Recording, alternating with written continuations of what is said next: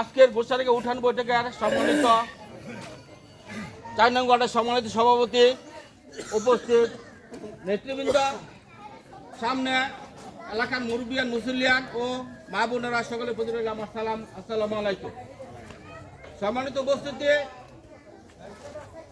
আজ এই জনসমাবেশে প্রমাণ করে যে বিগত দিনে গোসারিগাঁও গ্রাম বিএনপির ঘাঁটি পূর্ব ছিল, এখনো বিএনপির ঘাঁটি হিসাবে, ধানের শীষের ঘাঁটি হিসাবে এই গোসারিগাঁও তার পরিচয় দিয়েছে। ইনশাল্লাহ আগামী নির্বাচনে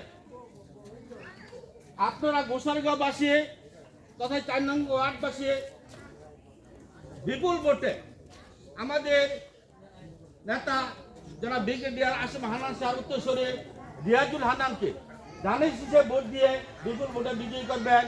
বিজয়ী করতে পারলে আমাদের নাটক খন্দক আয়োজকের প্যারাদার হাতকে শক্তিশালী করা হবে।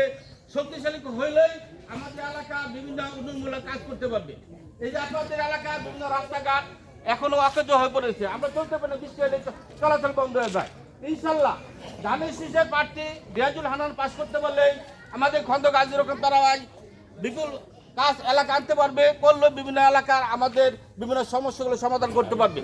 এই হিসেবে আপনারা আগামী নির্বাচনে, জাতীয় নির্বাচনে ধানের শীষ মার্কা ব্যালটে ভোট দিয়ে রিয়াজুল হান্নানকে বিজয়ী করবেন এই প্রত্যাশা রেখে আমার সংক্ষিপ্ত বক্তব্য শেষ করছি। আসসালামু আলাইকুম ওয়া রাহমাতুল্লাহি ওয়া বারাকাতুহু।